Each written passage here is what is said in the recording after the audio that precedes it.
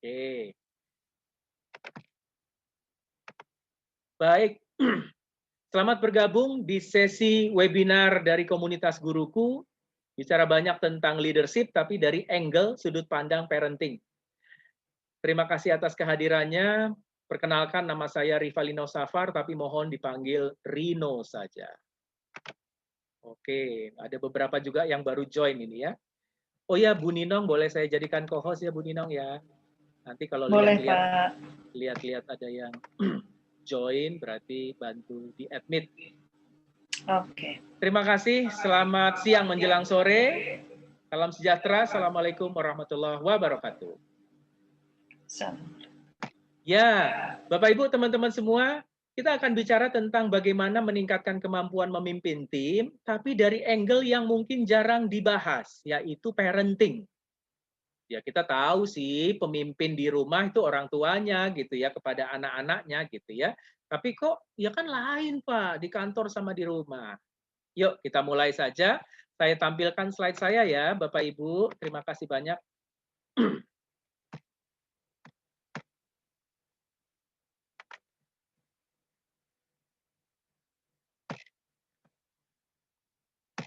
Oke, sebentar. Saya perlu.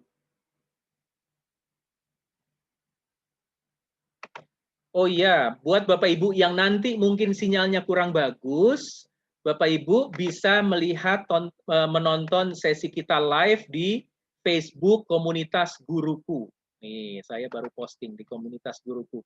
Jadi buat teman-teman yang belum join, silakan join Komunitas Guruku, di mana kita banyak melakukan sesi-sesi, kebanyakan sih sesi-sesi gratis gitu ya, supaya para Bapak dan Ibu guru punya pengembangan kompetensi yang juga signifikan dibanding teman-teman para pemimpin profesional di dunia bisnis.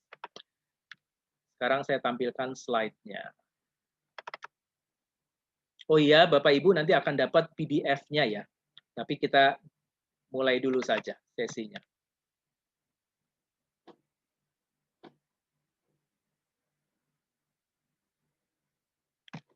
Cek dulu apakah sudah terlihat slide-nya, Bapak Ibu? Belum, Pak. Belum. Bagaimana dengan sekarang? Belum. Oh iya, ini kenapa nih belum?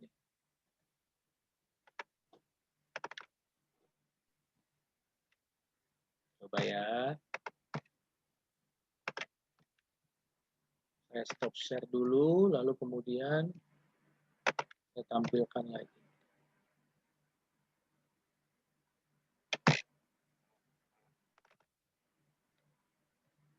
Sudah kelihatan? Sudah, terima kasih. Oi, Ya, terima kasih. Yes. Tanggal 26 Februari, this for parenting terms. 4 istilah parenting ini will help you lead your team better. Pembicaranya adalah saya, Rivalino Safar. Mohon dipanggil Rino saja, dan Sri Purwita Mintarti, jangan heran ini adalah istri saya gitu ya. Panggilannya Nino. Lanjut saja, teman-teman semua. Yang punya Instagram, silahkan join dong di Instagram kami. Kalau Bu Ninong, Instagramnya Notes from Ninong. Kalau saya, Instagramnya Rivalino Tips. Lanjut lagi. Tujuan kita hari ini adalah meningkatkan kemampuan memimpin tim dengan memahami ilmu parenting. Wah, ini angle yang unik nih. Makanya saya dengan istri saya berkolaborasi, karena istri saya seorang psikolog, banyak nangani murid-murid, plus juga tentunya orang tuanya gitu ya. Dan saya banyak menangani para profesional di bisnis. Lanjut lagi.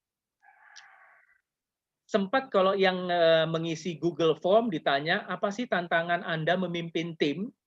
Rata-rata jawabannya kurang lebih bisa masuk ke nih, sedikit ilmu leadership-nya ya Bapak Ibu ya. Ada yang disebut Levitt Diamond Model. Levitt Diamond Model. Jadi penemunya si Pak Levitt ini, diamond itu segi 4 bentuknya ya, model diamond dari Pak Levitt. Bahwa tantangan kita sebagai tim apalagi buat kepala sekolah ya. Kepala sekolah berarti organisasi nih, ya, organisasi yang lebih besar lagi. Kalau memimpin satu tim saja, oke. Tapi kalau kita ngomong soal organisasi, ada tantangan tuh bisa datang dari environment, dari luar. Berarti karena COVID, ya, persaingan, apa mungkin karena kondisi kebijakan daerah dan lain sebagainya. Tapi kalau di dalam organisasi nih ya, yang di dalam lingkaran ungu ini, biasanya tantangan kita datang dari 4 hal. 1, dari struktur dan proses kita bekerja. Teman-teman boleh nyebutnya juga prosedur, ya, policy dan lain sebagainya. Oke, itu bisa menyulitkan kita dalam memimpin tim. Harus ada birokrasinya. Lalu kemudian bisa datang dari orang-orangnya, bisa datang dari kita sebagai pemimpin, bisa datang dari anggota tim kita. Bisa juga datang dari purpose, tujuan, alias pekerjaannya. Ya, pekerjaannya ini ribet, ya, pekerjaannya tujuannya nggak jelas, pekerjaannya masih ngikutin zaman dulu, padahal sekarang sistemnya udah berubah. Ya, jadi bisa datang dari pekerjaan itu sendiri. Dan yang keempat, bisa datang dari teknologi. Tapi yang unik adalah baik environment, structure, task, dan teknologi, itu semua yang meresponkan people. Benar nggak? Ya, orangnya. Pertanyaannya adalah, gimana saya bisa, apalagi tadi ada yang bilang, sekarang baru ini nih, jadi PLT kepala sekolah nih masih bingung. Gampang aja, Bu Fili. Bu Fili tinggal perhatikan 4 sudut ini ya, struktur organisasinya atau proses komunikasi antar bagian, antar departemen, keuangan dengan administrasi, tata usaha, guru-guru dan lain sebagainya. Lalu kualitas orangnya ditingkatkan, lalu pekerjaannya dievaluasi, diperbaiki, jangan-jangan ada yang kurang. Lalu kemudian teknologinya kalau diperlukan, apalagi zaman sekarang COVID-19. Environment rata-rata kita tidak bisa rubah karena memang ya banyak hal di luar kontrol kita, salah satunya adalah yang di luar organisasi gitu ya. Nah, lanjut saja. Saya mau matikan stop share dulu. Sekarang saya minta teman-teman boleh ngomong langsung, boleh ketik di chat ya. Apa yang terbersit di benak teman-teman atau ibu dan bapak sekalian ketika mendengar kata leadership? Silakan. Ketik boleh, ngomong boleh. Leadership atau kepemimpinan itu apa sih maksudnya? Sepengetahuan teman-teman, apa yang terbersit ketika mendengar kata leadership atau kepemimpinan? Monggo. Silakan. Capsek. Hehehe. Terima kasih. Jadi Bu Mel begitu ngeliat leadership, yang dia ingat capsek gitu ya. Lanjut, pemimpin. Terima kasih. Bertanggung jawab. Cakep. Ibu Marcella, terima kasih. Mengarahkan orang mencapai tujuannya. Very good. Ada lagi? Yang ngomong langsung boleh loh. Terima kasih loh. Ini Ibu Teringani raise hand, Pak. Oh ya, Ibu Teringani, silakan. Apakah ada yang mau diutarakan atau kepencet? Kepemimpinan seorang yang bertanggung jawab untuk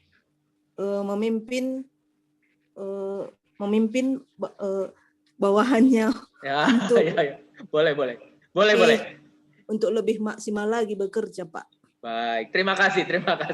Ya, saya senang banget ini Ibu Teringani bisa gabung. Bu Teringani, panggilannya siapa sih? Saya suka kepleset nyebutnya nih. Teringani Berustumorang, Pak.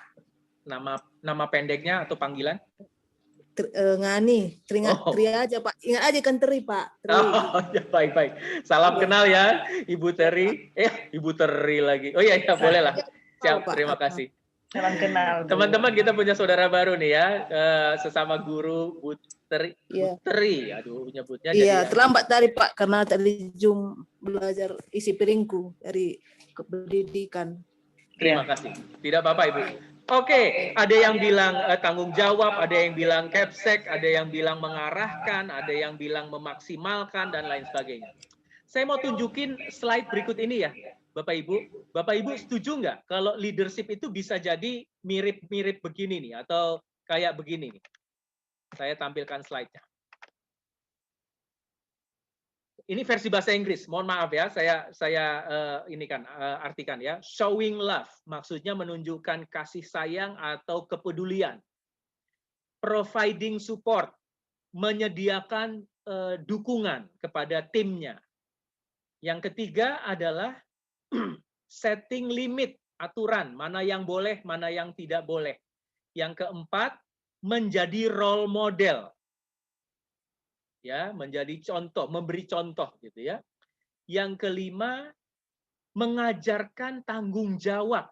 Yang keenam, memberikan tantangan-tantangan yang berbeda atau pengalaman-pengalaman yang berbeda. Yang terakhir adalah menunjukkan rasa hormat kepada anggota. Gimana? Kira-kira nyambung nggak ini dengan leadership yang Bapak Ibu bayangkan? Oke? Kalau oke, tolong jempolnya dong. Buat yang kameranya dimatikan, nggak apa-apa. Yang penting jempolnya pakai jempol digital seperti reaction ini. Oke, terima kasih semuanya. Nah, tapi mohon maaf ini ya, saya agak-agak ngerjain Bapak Ibu nih. Maksudnya apa? Yuk, mari kita lihat. Ini sebenarnya adalah, ini mohon maaf, saya ngambil dari internet nih ya. Ini sebenarnya adalah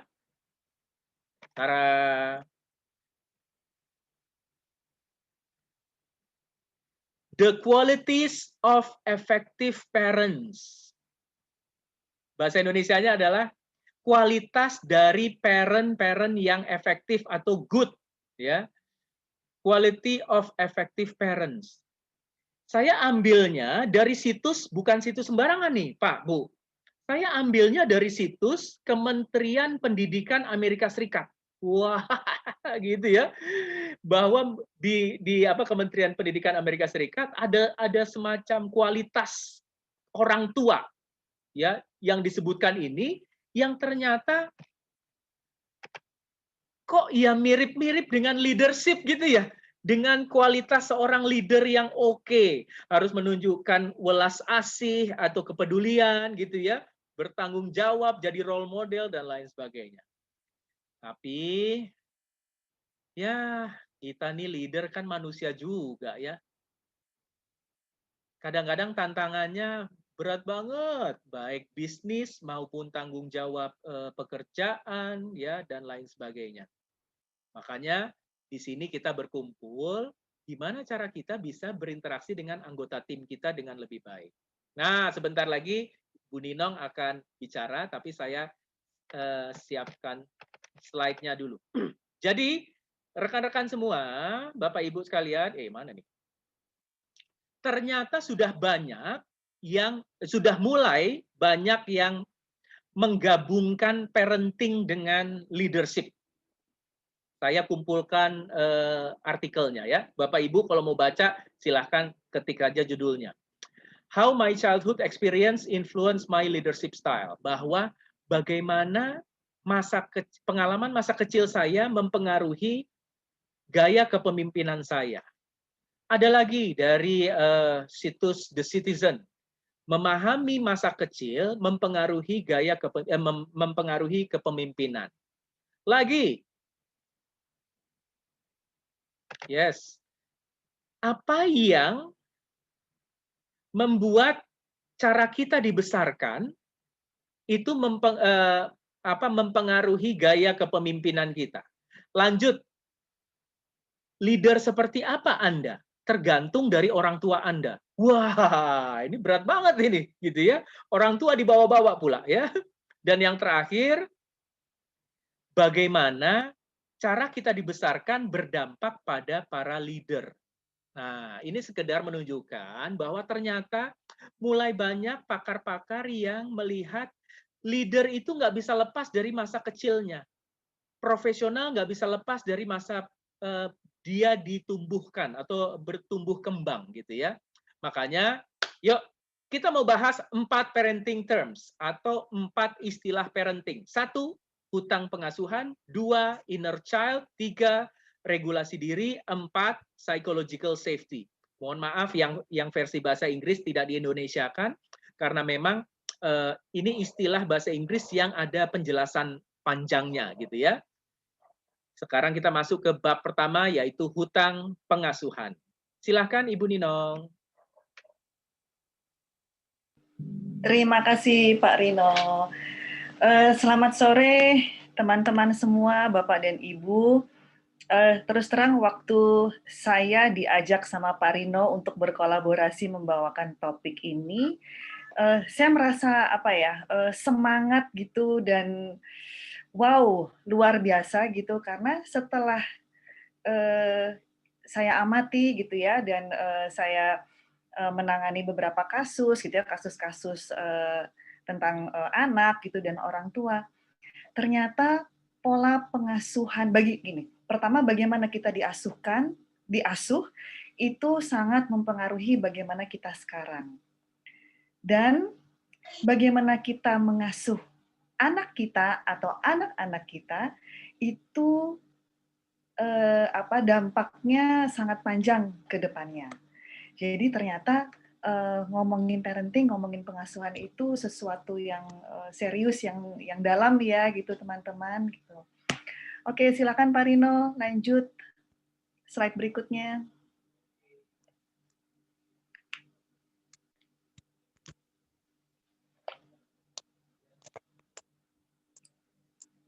Oke,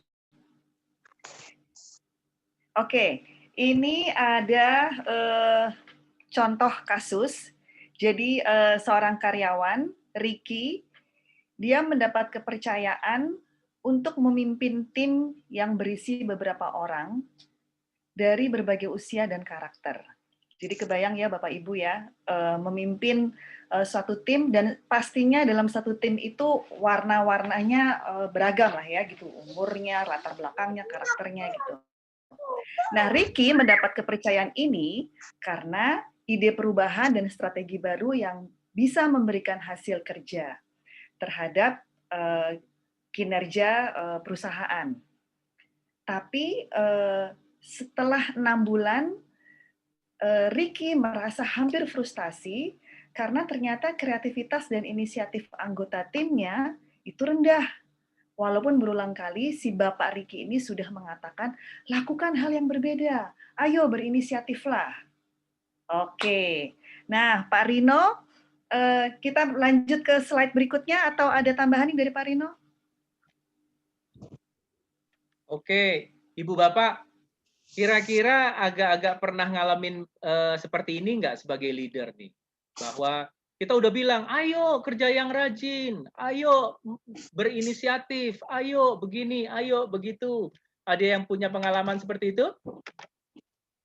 Kita udah capek kasih kasih nasihat, kasih informasi, kasih semangat, tapi mereka tetap aja nggak mau berubah gitu. Bahwa ternyata mudah-mudahan dengan sesi ini penjelasannya bisa lebih masuk akal dan lebih paham bagaimana membuat orang lain berubah gitu ya. Yuk, silakan Bu Nino.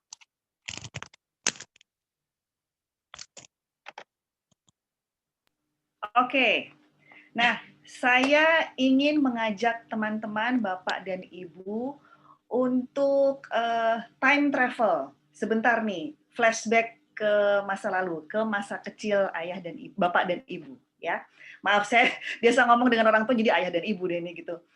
Nah, teman-teman, kalau teman-teman ingat ya, masa kecil kita dari usia balita, SD, SMP, SMA, kuliah, dan seterusnya, itu pasti dipenuhi dengan berbagai macam pengalaman warna-warni interaksi kita dengan orang dewasa di sekitar kita. Yang jelas yang pertama, orang dewasa terdekat kita adalah orang tua kita, kemudian keluarga besar, dan seiring dengan pertumbuhan usia kita, kita berinteraksi dengan semakin banyak orang dewasa di luar lingkar keluarga.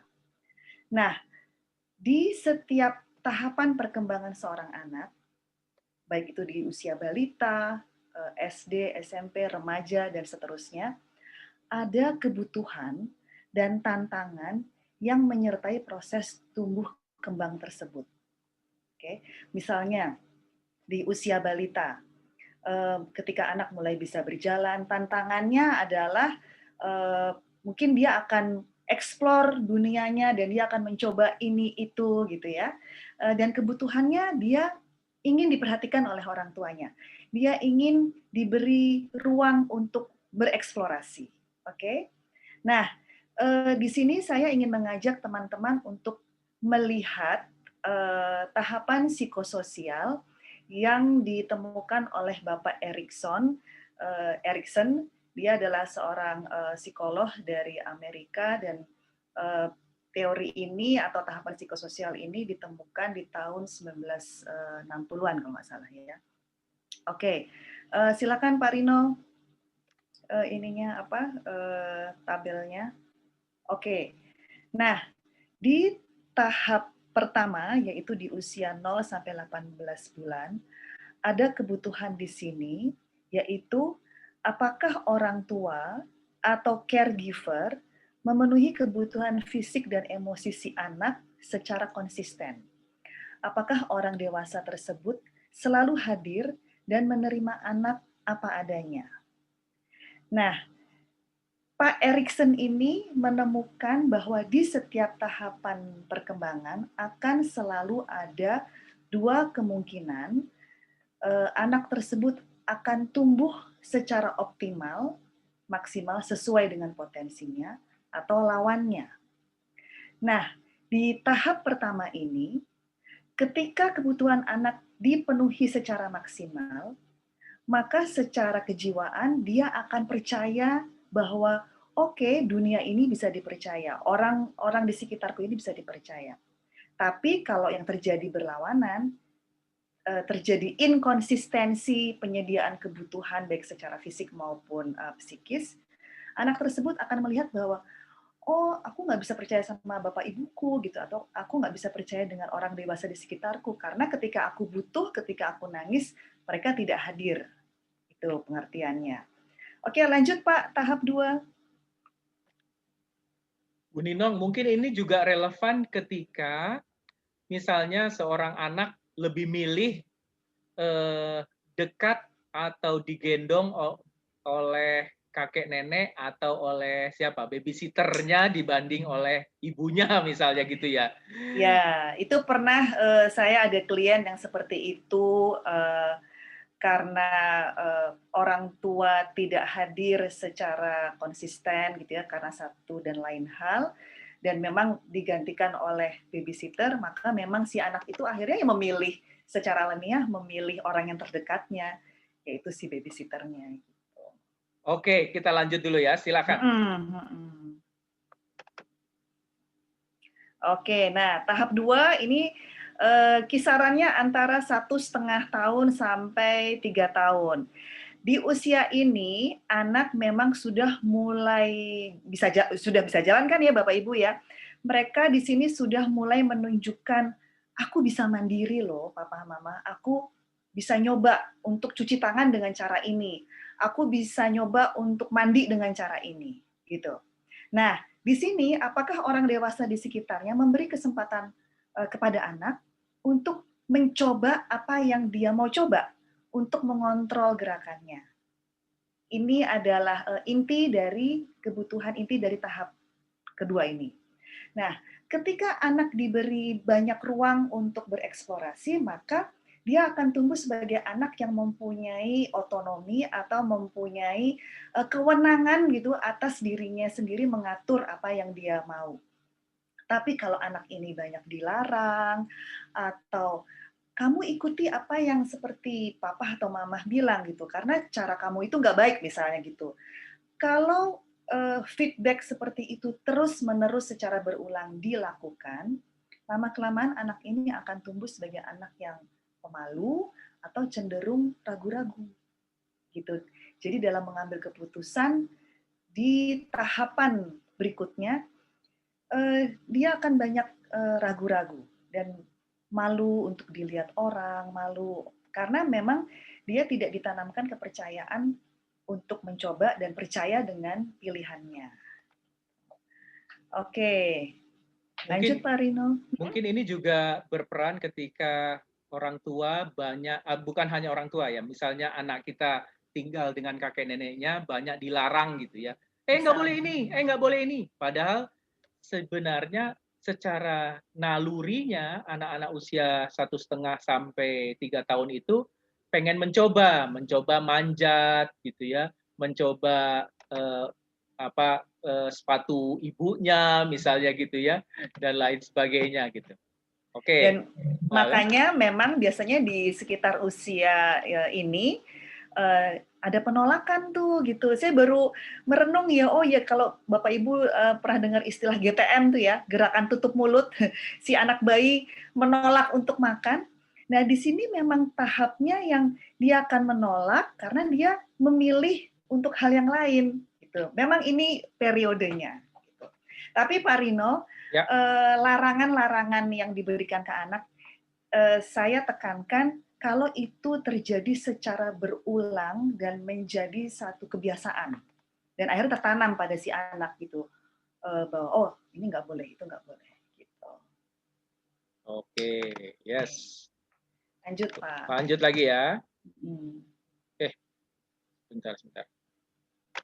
Tahap ketiga ini kalau nggak salah masuk usia TK ya Pak ya? Ya, masuk usia TK. Oke. Nah, di usia TK ini ya antara 3 sampai umur 5 tahun. Di sini intisarinya adalah apakah orang tua atau orang dewasa di sekitarnya memberi kesempatan dan penghargaan kepada anak untuk melakukan hal-hal yang baru dan mungkin salah gitu. Nah, ini juga mirip dengan tahapan kedua, tapi di tahap ketiga ini anak sudah mulai terpapar dengan orang dewasa di luar orang tuanya ya. Ada beberapa anak yang, kebanyakan anak sudah mulai masuk ke usia TK gitu. Dan di usia TK ini anak udah belajar hal-hal yang baru kan gitu, yang sebelumnya belum pernah dia temui di rumah gitu. Dia akan mencoba, misalnya mencoba pakai krayon yang ini, atau mencoba melipat bikin origami gitu. Jadi kegiatan-kegiatan yang dilakukan anak TK. Nah, ketika anak melakukan usahanya gitu ya, tugasnya, apakah dia mendapatkan apresiasi, penghargaan, atau misalnya dia melakukannya secara belum perfect gitu ya, belum benar. Nah, di situ apakah dia mendapatkan apresiasi atas usahanya atau dia disalahkan. Nah, di sini akibat yang muncul adalah anak ini kalau diberikan penghargaan atau ruang, sekali lagi ruang untuk bereksplorasi dan mendapatkan penekanan itu bagus, dia akan tumbuh sebagai anak yang mempunyai banyak inisiatif. Oke.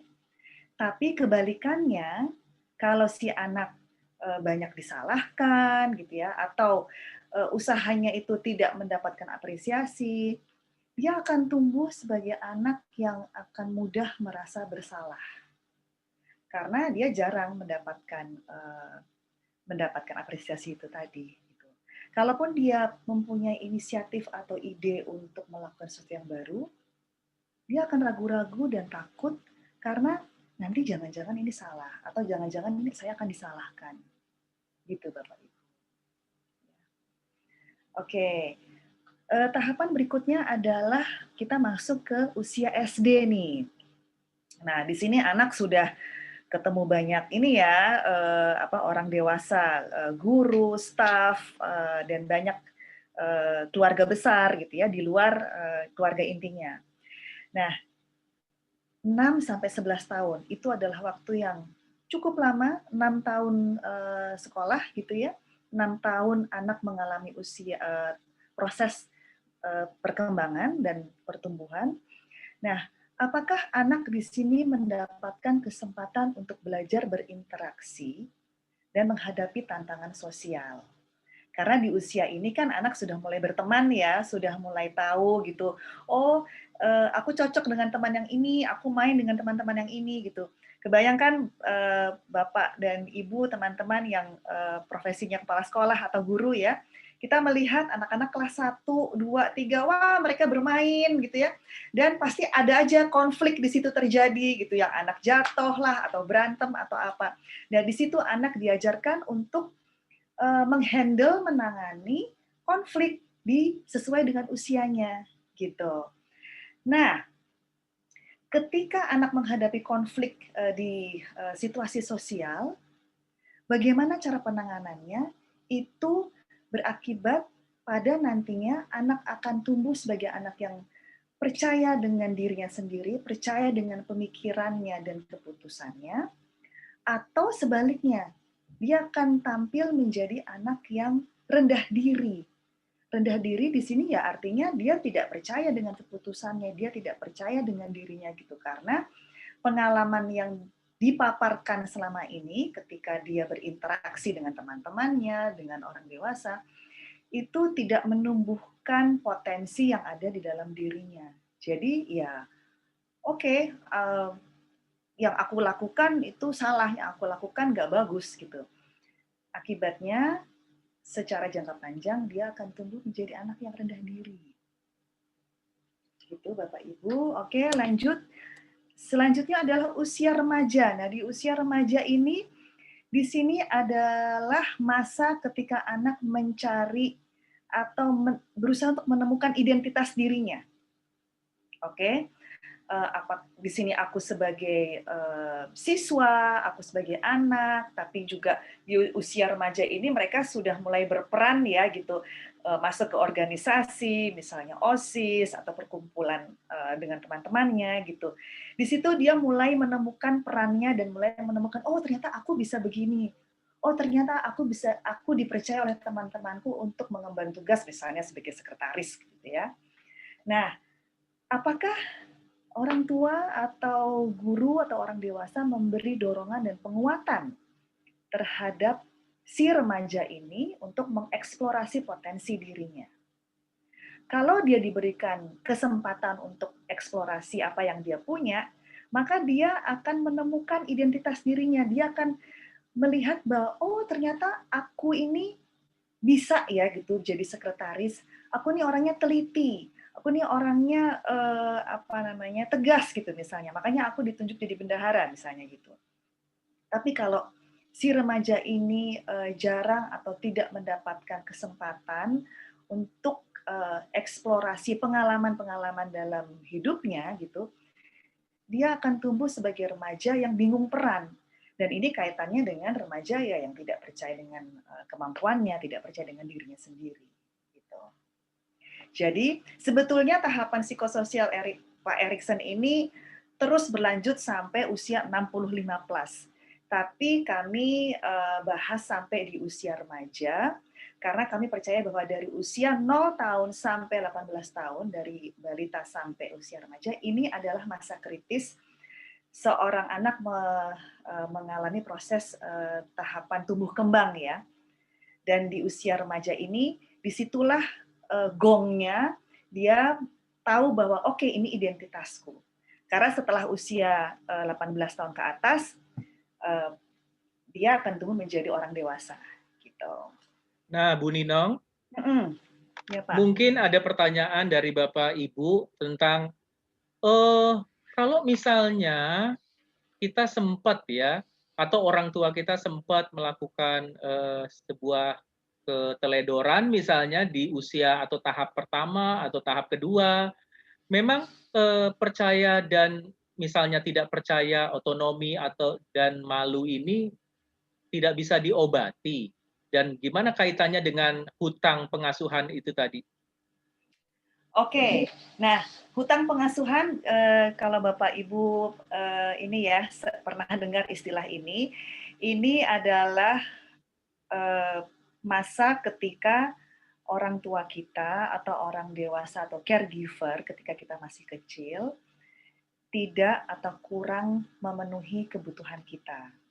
Jadi akhirnya kita tumbuh dewasa tapi ada hal-hal yang istilahnya masih bolong nih gitu. Di beberapa ruang dalam jiwa kita itu masih ada yang bolong.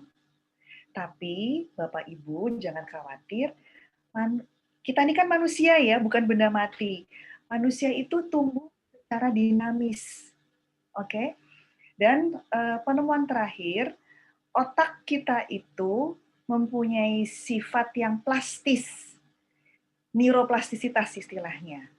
Jadi, tanda petik luka ya, atau hal-hal yang belum dipenuhi, ada hutang-hutang masa lalu yang belum lunas nih ya, belum tuntas, itu bisa kita, tanda petik kita obati atau kita tangani, baik dengan oleh diri kita, ataupun dengan interaksi kita dengan lingkungan kita, gitu Pak Rino. Jadi rasa tidak percaya, rasa bersalah, itu mungkin sudah tertanam di diri kita, apalagi kalau tidak pernah ada koreksi ya gitu dari orang tua kita. Tapi di sini saya berbicara ini tidak bermaksud menyalahkan orang tua kita, tidak ya gitu. Karena ini adalah tanda petik kesalahan yang tidak disengaja. Karena memang kan ilmu parenting ini atau ilmu pengasuhan ini sebetulnya sih sudah ada dari zaman dulu gitu, tapi baru booming atau baru dimunculkan sekarang ini, apalagi dengan adanya teknologi dan internet, dan kita semakin aware ya dengan ilmu pengasuhan ini. Gitu. Tapi ini kami mau mengajak teman-teman untuk paham, pertama memahami diri kita. Kalau kita ada kekurangan gitu ya, kalau kita flashback ke masa lalu dan kita ingat pengalaman-pengalaman masa lalu yang mungkin masih menempel di memori, itu semua ketika kita membawa ke alam kesadaran, itu semua akan membantu memahami diri kita seutuhnya dan kita tahu bagaimana mengkoreksinya. Dari mana nih saya mulainya?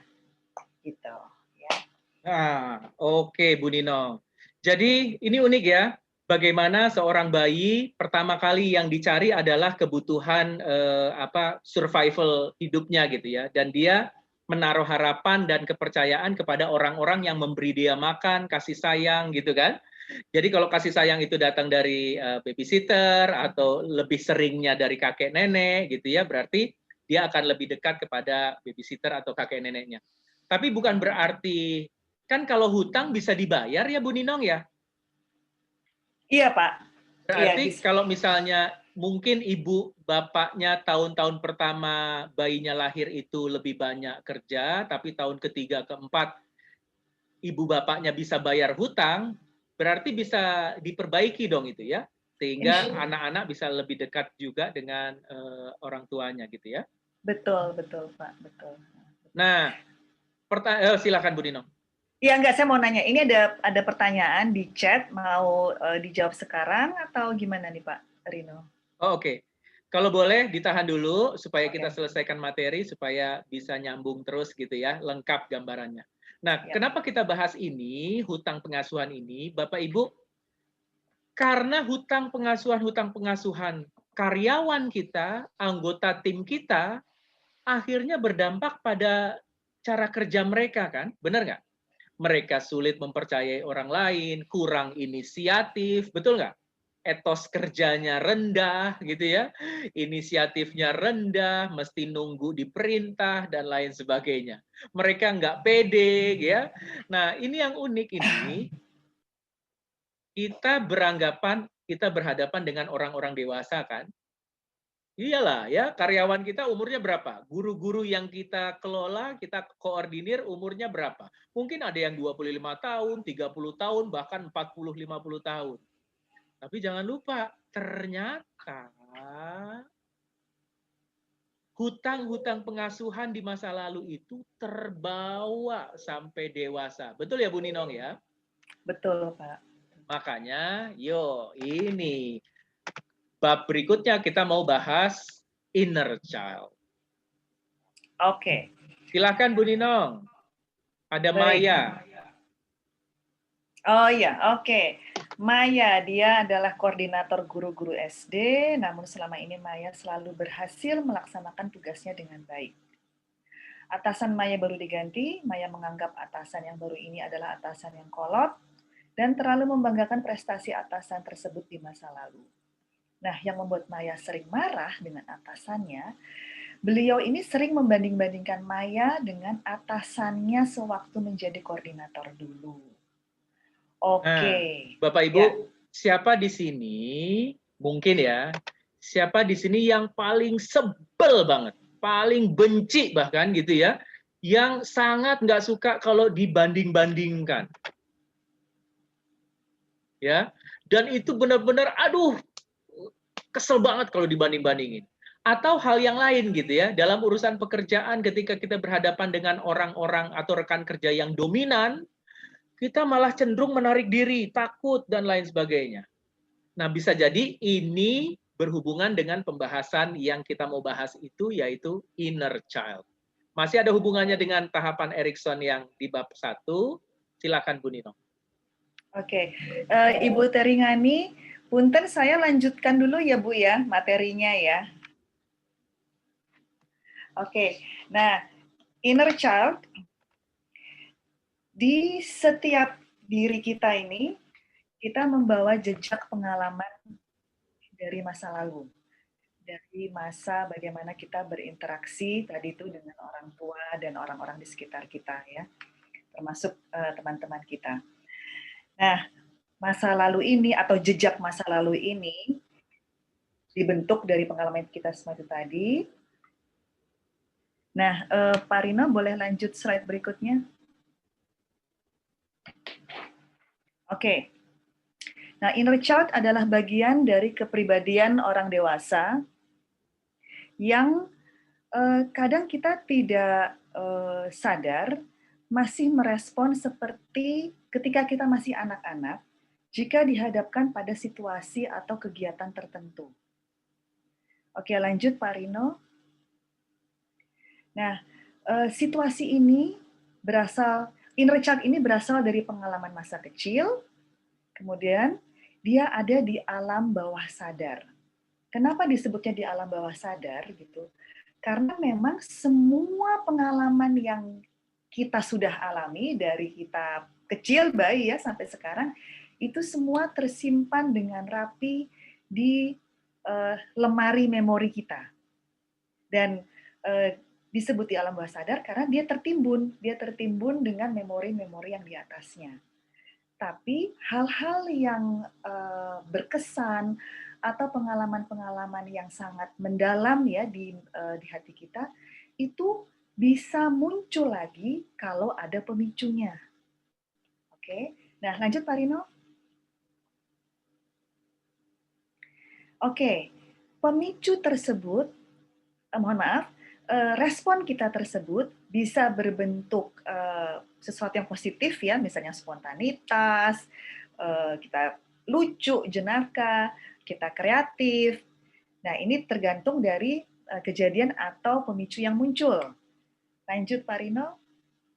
Tapi bisa juga berbentuk dalam reaksi marah atau sakit atau takut gitu ya. Jadi apapun stimulus atau pancingan yang terjadi itu bisa menimbulkan reaksi apapun di diri kita kalau memang ada sesuatu yang mengingatkan kita dengan kejadian di masa lalu. Dan reaksi itu secara otomatis akan muncul lagi. Kadang kita tidak sadar setelah kejadian, loh kok aku gitu ya gitu. Atau ketika sedang kejadian, sebentar, kok aku seperti ini. Nah, itu tidak bisa diplan, tidak bisa direncanakan, ya. Dia akan muncul dengan sendirinya. Gitu. Kalau memang belum dibenahi. Oke, lanjut Pak Rino. Oke, sebentar Ibu. Sebelum ke bab selanjutnya, untuk memastikan saja bahwa inner child itu bisa arahnya ke positif, bisa juga arahnya ke negatif. Bentuknya adalah pengalaman yang benar-benar tersimpan di otak kita, yang kalau kejadian itu atau kejadian yang mirip, perasaan kita seperti kayak anak-anak. Reaksi kita seperti kayak anak kecil dulu gitu ya. Saya mengajar di perusahaan, salah satunya adalah presentation skills, Pak, Bu. Waktu itu ngajar pertambangan. Badannya gede-gede, wow, ditambang gitu ya. Tapi dilatih karena udah supervisor dilatih untuk bicara, ngomong di rapat gitu ya. Bayangin, badan gede, ngomong, latihan hanya latihan di depan kelas saja karena ini pelatihan presentation skills untuk menjelaskan nama, lalu hobi, sudah berapa lama kerja di sini dan lain sebagainya. Ya paling juga 3 menit, 5 menit gitu ya. Badan gede ke depan nggak berani ngomong. Keringetan, mukanya pucat, bukan disuruh berantem, disuruh ngomong di depan orang, nggak berani. Jangan-jangan itu ada inner child di masa lalu yang membuat dia malu, takut, atau merasa bersalah ketika dia ngomong salah di depan publik gitu ya. Nah ini yang unik nih. Kejadian-kejadian di masa lalu yang bangkit lagi ketika kita dewasa, konteksnya pekerjaan gitu ya. Tapi kemudian kita meresponnya persis seperti anak kecil yang dulu. Itu yang disebut inner child. Anak kecil di dalam badan orang dewasa. Oke, kalau ada pertanyaan silahkan ketik di chat, nanti kita bahas setelah materinya selesai. Silakan Bu Ninong. Nah, saya mau nyambung tuh dengan apa tadi ceritanya Pak Rino ya gitu. Ya. Si orang yang dewasa dan besar ini gitu ya, dia malu dan dia gugup untuk presentasi di depan umum gitu. Nah, ada kemungkinan selain dia tidak mendapatkan apresiasi atau penekanan, mungkin juga karena kurangnya pengalaman sehingga dia kurang punya pengalaman untuk presentasi di depan umum gitu ya. Nah, Bapak Ibu, alhamdulillahnya, untungnya Allah menganugerahi kita dengan organ di tubuh kita yang namanya otak. Oke, seperti yang saya paparkan tadi di awal bahwa kita ini manusia sifatnya dinamis. Sifatnya tidak fix gitu ya, tapi melalui proses tumbuh kembang sampai sekarang pun kita juga tetap mengalami perkembangan di otak kita, bukan tumbuh tapi mengalami perkembangan gitu. Nah, di otak ini kan pusat kendali semua gerak-gerik kita, proses berpikir, proses berperasaan gitu ya. Nah, kalau kita ngomongin otak, ada yang namanya otak logika dan ada yang namanya otak emosi. Nah, otak emosi ini yang mengatur semua pola makan gitu, selera kita, selera makan gitu. Nah, si otak yang mengatur emosi ini disebut amigdala. Dan otak logika ada di neurokorteks istilahnya atau di otak bagian luar. Nah, dengan pengalaman, dengan koreksi, dengan proses belajar, sebetulnya memori, misalnya memori, apalagi memori yang negatif ya di masa lalu, itu bisa dikelola sehingga dia tidak mendominasi diri kita saat ini, gitu Bapak Ibu. Nah, jadi kita sekarang akan masuk ke bab tentang regulasi diri. Silakan Pak Rino slide-nya. Jadi sebetulnya kita sudah diberi piranti nih Bapak Ibu untuk mengelola hal-hal yang tidak enak ya, atau untuk menghibur si anak kecil yang ada di diri kita. Oke. Nah, karena peserta-peserta di sini banyak leader, banyak pemimpin, berarti kita mengurus atau berinteraksi dengan orang-orang yang kita pimpin gitu ya. Mudah-mudahan bab pertama tentang hutang pengasuhan kita bisa nangkep nih. Oh, karyawan saya inisiatifnya kurang, ngomongnya acak-acakan apa ya, dan kalau rapat diam aja di pojok. Mudah-mudahan kita udah mulai bilang jangan-jangan dia punya hutang, orang tuanya punya hutang pengasuhan kepada dia nih yang membuat dia jadi kurang percaya diri, kurang inisiatif dan lain sebagainya. Gitu ya. Nah, pertanyaan selanjutnya kan adalah apa yang kita sebagai leader bisa lakukan terhadap orang-orang ini, karena kita ini ketemu gede, kita udah ketemu dia di usia dia 30 tahun, ya, 50 tahun, dan lain sebagainya. Apa yang kita bisa lakukan? Kita juga bukan orang tua dia, gitu ya. Kita masa kita yang bayar hutang pengasuhannya. Apa yang bisa kita lakukan? Silakan, Bu Nino. Oke. Nah, kita masuk sekarang ke regulasi diri ya, teman-teman. Jadi regulasi diri ini adalah, saya mengajak ke diri kita dulu ya, sebelum nanti ngomongin tentang tim kita atau kolega kita gitu. Tapi bagaimana kita mengelola diri kita ketika kita ada rasa tidak nyaman atau tidak aman dari masa lalu. Oke. Nah, kalau saya boleh tambahkan ini, saya masukkan lagi slide-nya Maya nih. Ketika Maya merasa terancam, atasannya terus membanding-bandingkan Maya dengan si atasannya dulu waktu jadi koordinator, gitu ya. Maya sebaiknya meregulasi dirinya dulu, gitu ya. Jadi kalau Bapak Ibu, rekan-rekan semua menghadapi situasi yang seperti ini, dibanding-bandingkan, misalnya urusan usia aja, mentang-mentang masih muda gitu ya, kita sering disepelekan dan kita ngerasa gitu ya. Pertama-tama yang harus dilakukan ya kita harus meregulasi diri kita dulu. Kalau kita emosi dan emosinya lepas kontrol, itu membuktikan bahwa kata-kata mereka benar. Kita jangan-jangan terlalu muda untuk posisinya, memang kurang baik jika dibandingkan yang lain dan lain sebagainya. Penting sekali meregulasi diri. Lanjut, silakan Bu Nino. Ini saya tampilkan nih. Oh ya, ya oke. Jadi emosi itu adalah sesuatu yang valid, Bapak Ibu. Perasaan kita itu bukan sesuatu yang imajinasi gitu atau itu nggak fakta gitu, bukan. Tapi perasaan itu memang betul adanya dan dia diatur di otak amigdala tadi itu gitu.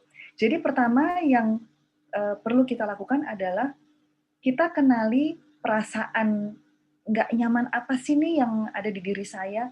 Kalau tadi misalnya kasusnya si Maya, berarti di situ dia ada rasa sakit hati mungkin, tidak nyaman karena dibanding-bandingkan dengan koordinator sebelumnya.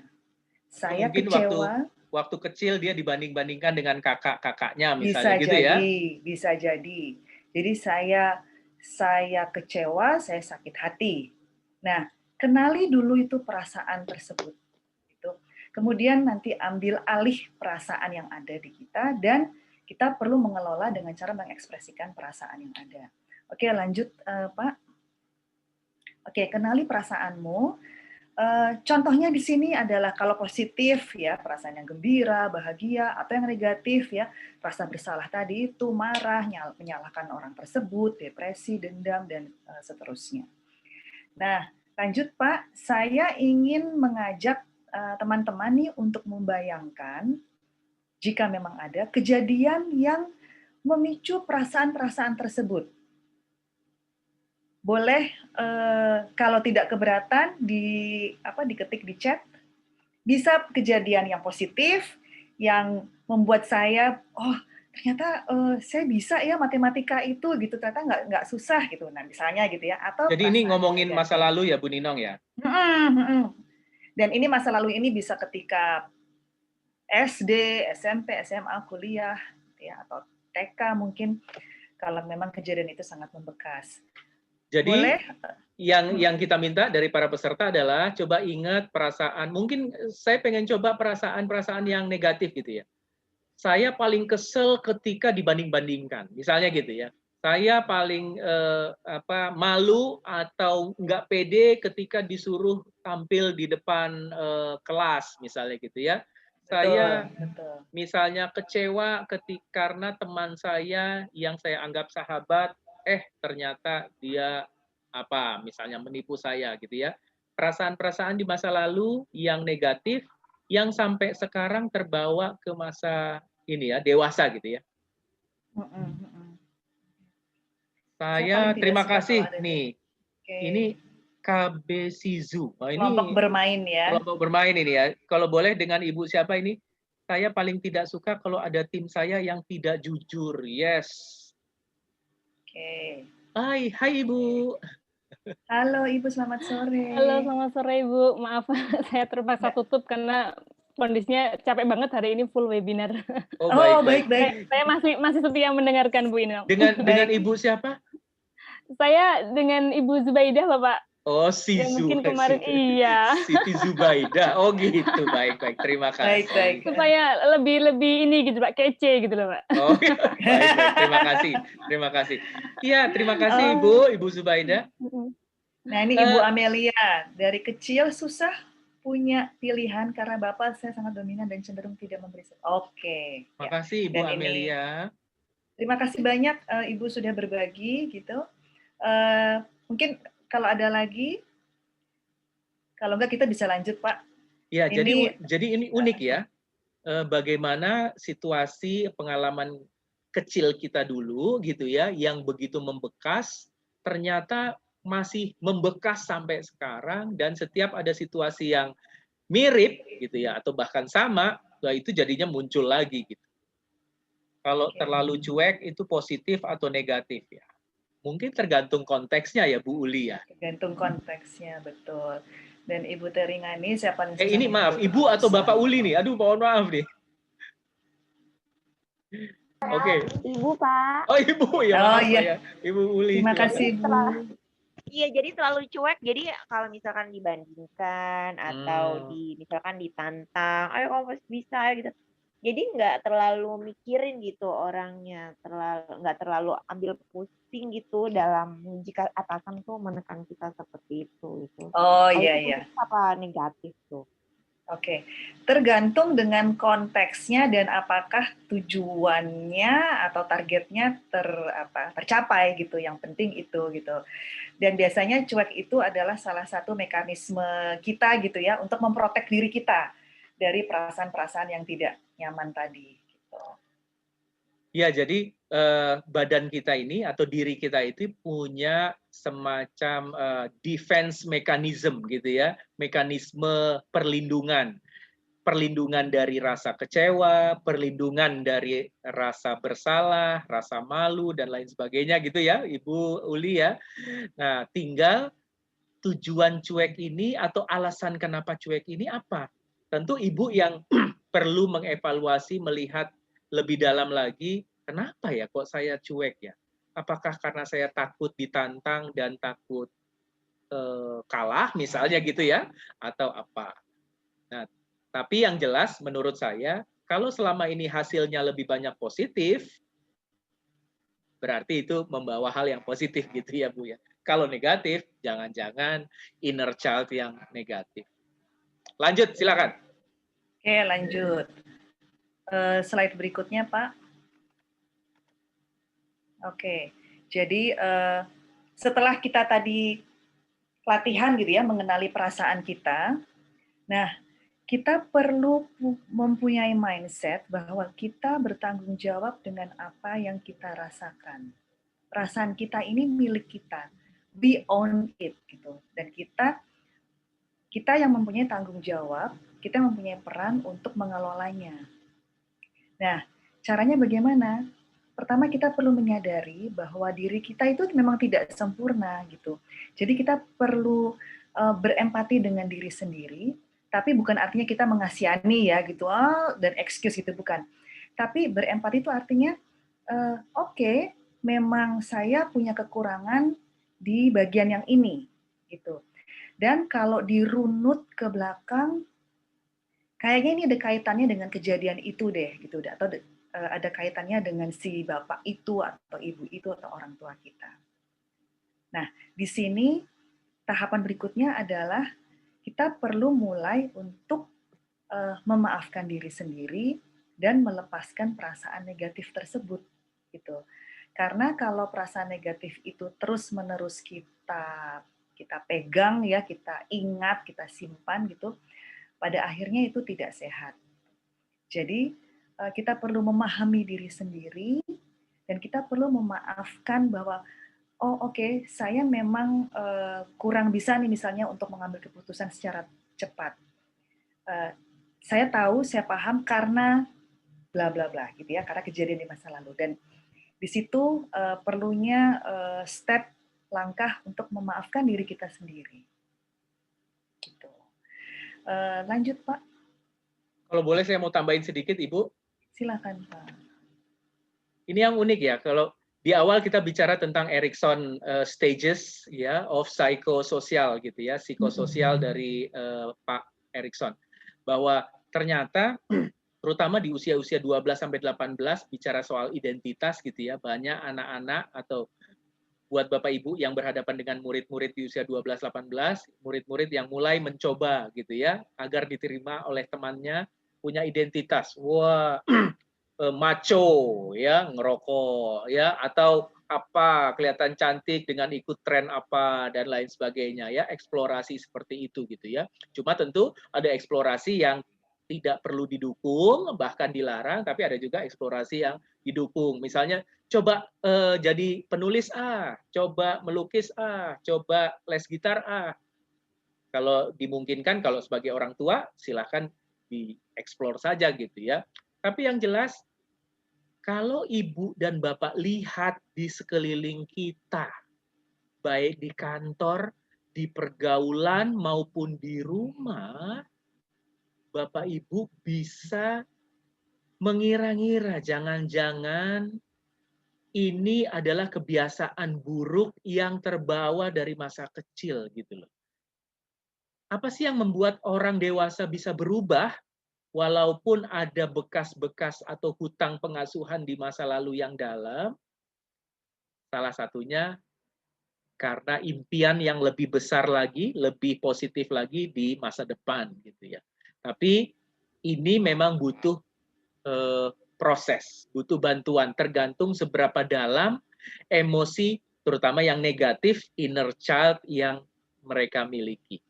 Jadi ketika kita berhadapan dengan anggota tim, aduh udah diikutin pelatihan, udah dinasehatin, udah diajarin teman, tapi kok nggak perform juga gitu ya. Oke, jangan-jangan waktunya untuk bicara terbuka dari hati ke hati dengan yang bersangkutan. Bisa jadi yang bersangkutan kalau merasa terbuka, dia bisa curhat gitu ya. Curhat masa lalunya seperti apa. Tapi tentunya kita sebagai leader harus bisa meregulasi diri kita sendiri dulu gitu ya. Menenangkan diri dulu. Lanjut dulu, silakan Bu Ninong. Oke Pak, tadi sudah sampai di tahap kita perlu mengambil alih perasaan kita gitu ya. Terus slide berikutnya Pak. Oke, slide berikutnya adalah apa yang kita rasakan, kita memang butuh wadah gitu ya untuk mengekspresikan perasaan kita. Salah satu caranya adalah melalui dialog dengan diri sendiri atau self-talk. Kita perlu amati, karena di setiap detik kita itu melakukan self-talk, disadari atau tidak disadari. Nah, sekali-sekali kita perlu diam dan mendengarkan tipe self-talk seperti apa yang kita omongin ke diri sendiri. Apakah kita menjudge diri kita, atau kita melakukan self-talk yang positif tentang diri kita. Nah, ini yang saya maksud dengan berefleksi atau berkontemplasi. Dan seperti yang Pak Rino tadi bilang, memang ini prosesnya nggak cuma semalam atau seminggu gitu ya Bapak Ibu ya, tapi memang lumayan panjang, tergantung ini kedalaman masalahnya. Tapi sekali lagi, berefleksi atau berkontemplasi itu bukan untuk menyalahkan diri sendiri atau pihak lain, tapi sebagai kesempatan untuk menggali apa sih pembelajaran atau makna yang saya dapat dari pengalaman ini, atau dari warna yang terbentuk di diri saya sekarang ini. Gitu. Nah, step berikutnya adalah kita coba memunculkan kembali perasaan negatif akibat dari peristiwa tersebut. Kemudian kita perlu menerima dan memaafkan apa yang sudah terjadi tadi itu. Cara lain dari self-talk adalah ada nih yang namanya kita menulis surat ke diri kita. Kita membahas, jadi kayak bikin diary gitu ya Bapak Ibu ya. Membahas perasaan, harapan, ke depannya apa, cita-cita saya, dan tantangan saya saat ini apa, kendala saya saat ini apa, dan apa yang bisa dilakukan untuk membuat saya menjadi orang yang lebih baik. Nah, itu semua ada orang-orang yang akan merasa lebih baik kalau itu dituangkan dalam bentuk tulisan atau surat yang ditujukan ke diri sendiri. Gitu. Ya. Oke. Ada tambahan lagi? Nah, ini Pak Rino.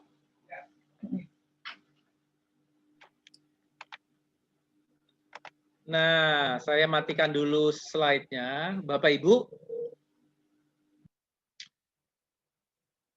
kita belajar dari pengalaman hidup kita, benar nggak? Pertanyaannya adalah, apakah perasaan bisa dipelajari? Maksudnya perasaan apa ya? Perasaan takut. Takut kalau ngomong di rapat. Takut kalau berbeda pendapat dengan atasan atau rekan kerja. Takut ya. Atau misalnya takut salah. Takut ketika atasan kita tidak ada, lalu ada masalah, dan kita takut mengambil inisiatif. Nah, gitu ya. Baik itu rasa takut, atau rasa marah, ya, dan lain sebagainya. Rekan kita ngomong, payah kamu, nggak kayak dia. Wah, dibanding-bandingkan tuh. Itu naik pitam langsung gitu ya. Pertanyaannya adalah, hai kamu yang cepat naik pitam kalau dibanding-bandingkan, dari mana sih kamu belajar cepat naik pitam itu jika dibanding-bandingkan? Jawabannya bisa jadi dari masa lalu. Makanya kita akan gabungkan tahapan Erikson dengan inner child itu dalam regulasi diri. Maksudnya apa? Ketika kita ingin menghadapi orang yang sulit, misalnya sulit berubah, atau kita bernegosiasi dengan orang yang rekan kerja yang keras kepala, atau bawahan yang susah diatur, dan lain sebagainya. Pertama, kita harus bisa menenangkan diri dong, gitu ya. Terutama jangan sampai ketika kita punya inner child itu, kita akan bicara dengan orang yang punya masalah yang sama. Wah, udah jadi malah kacau gitu ya. Jadi ini sekedar exercise, tentunya exercise ini nggak usah dilakukan di sini. Mungkin bisa dilakukan di rumah, hanya sekedar berpikir saja. Kalau tadi mulai dari usia dari baru lahir sampai usia 1,5 tahun, para bayi belajar untuk percaya atau tidak percaya dengan orang dewasa atau lingkungan sekitarnya. Oke. Lalu kemudian di usia 1,5 sampai 3 tahun, kita belajar untuk bisa mengerjakan segala sesuatu sendiri atau otonomi. Oke. Tapi ada juga yang kita akhirnya jadi serba malu untuk melakukannya sendiri atau peragu. Siapa di sini yang merasa dirinya peragu? Suka ragu-ragu ngambil keputusan dan lain sebagainya. Lanjut lagi. Apakah kita termasuk orang yang penuh inisiatif tanpa disuruh kita bekerja, melakukannya, atau kita serba takut salah? Dan yang selanjutnya adalah percaya diri. Apakah kita percaya diri untuk bicara, mengungkapkan pendapat, atau ya rendah diri? Siapalah saya ini? Saya dibesarkan di desa, ketemu dengan teman-teman para guru yang pendidikannya di kota besar, merasa rendah diri. Dan yang terakhir, identitas. Bahwa ternyata jadi leader itu harus begini, suaranya keras. Kalau tertawa suaranya harus keras supaya dianggap oleh orang ini hebat gitu ya. Identitas yang atau kebingungan gitu ya. Leader yang baik itu seperti apa sih? Oh, apakah harus petantang petenteng, harus selalu benar dan lain sebagainya. Pertanyaan saya adalah belajar dari siapa atau belajar dari kejadian apa? Bapak Ibu bisa jadi orang yang penuh percaya atau tidak percaya. Belajar dari siapa atau kejadian apa Bapak Ibu menjadi orang yang mampu mengerjakan segala sesuatunya secara otonom atau mandiri gitu ya. Atau Bapak Ibu menjadi peragu. Ingat, peragu atau tidak percaya itu dipelajari loh dari masa lalu yang terus berulang dan membekas. Jadi, sekedar mengajak saja. Bapak Ibu merasa, coba diingat deh, apa ya yang membuat kita jadi sulit berkembang misalnya, baik dalam kehidupan profesional maupun kehidupan pribadi. Apakah kita sulit mempercayai orang lain? Pertanyaannya adalah belajar dari siapa? Kok kamu jadi orang yang tidak percayaan? Atau apa kejadiannya? Gitu loh. Ya. Kenapa kita jadi peragu? Belajar dari mana? Atau kejadian apa yang membekas sehingga kita jadi sangat ragu? Dan seterusnya. Ini sekedar alat untuk menyadarkan diri kita ya bahwa oh ternyata kejadiannya seperti itu. Kenapa si Rino kecil merasa ragu bahkan sampai Rino dewasa gitu ya, contohnya seperti saya misalnya. Jadi Bapak Ibu, ini hanya sekedar ajakan coba merenung hal-hal terutama yang negatif mungkin ya. Hal-hal negatif seperti tidak percaya, malu, ragu, takut bersalah, rendah diri, gitu ya, atau kita bingung sebagai profesional, sebagai guru, sebagai suami, sebagai istri, bingung peran kita gitu loh, karena nggak ada contoh yang menurut kita bagus dalam kehidupan kita di masa lalu. Nah, ini alat bantu ketika kita mulai ingin meregulasi diri. Oke, Bu Ninong, lanjutkan. Oke, nah setelah kita melakukan tadi pengakuan atau menerima perasaan yang tidak nyaman tadi ya, dan kita sampai di tahap memaafkan diri kita, memaafkan masa lalu, memaafkan orang-orang yang terlibat di masa lalu. Berikutnya adalah kita bisa mengubah cara pandang terhadap diri kita. Kita munculkan potensi diri kita yang lain. Dan ini yang bisa membentuk diri kita mempunyai citra diri yang baru atau new self image. Oke. Nah, lalu kita jadiin apa nih pengalaman masa lalu? Pengalaman masa lalu itu bisa menjadi sebuah pembelajaran untuk melangkah ke depan lagi. Jadi kita menaruh makna yang baru dari kejadian yang lama. Kejadian sih itu juga gitu ya. Tapi kalau kita memberikan makna yang positif, makna yang membangun diri kita, maka itu menjadi sebuah batu loncatan untuk membuat diri kita menjadi individu yang lebih baik. Gitu Bapak Ibu ya. Jadi seperti yang saya jelaskan di awal bahwa kita ini manusia sebetulnya sifatnya dinamis. Asalkan kita terpanggil, kita ingin berubah. Kita terbuka dengan perubahan, kita belajar lagi untuk menjadi manusia yang lebih baik. Jadi kalau kita ngomongin orang dewasa nih, dalam lingkungan pekerjaan gitu ya, kita sebagai leader, sebagai tim gitu, memang kita bukan orang tuanya si anak buah kita gitu ya, tapi memang kesadaran untuk berubah itu memang harus dikembalikan lagi ke orangnya, ke individunya. Gitu Pak Rino. Nah, Bapak Ibu, sekedar untuk latihan kembali ke kasusnya Maya. Maya punya atasan baru, kepala sekolah baru, ceritanya gitu ya, yang sering membanding-bandingkan. Maya ini koordinator SD misalnya gitu ya. Atasannya sering membanding-bandingkan, dulu atasannya waktu jadi koordinator SD, wah prestasinya ini, begini, dan lain sebagainya. Maya merasa terancam, kesal, marah. Jangan-jangan itu bagian dari inner child Maya. Apa yang sebaiknya Maya lakukan? Menurut Bapak Ibu, apa yang sebaiknya Maya lakukan? Silakan tulis di chat atau ngomong langsung.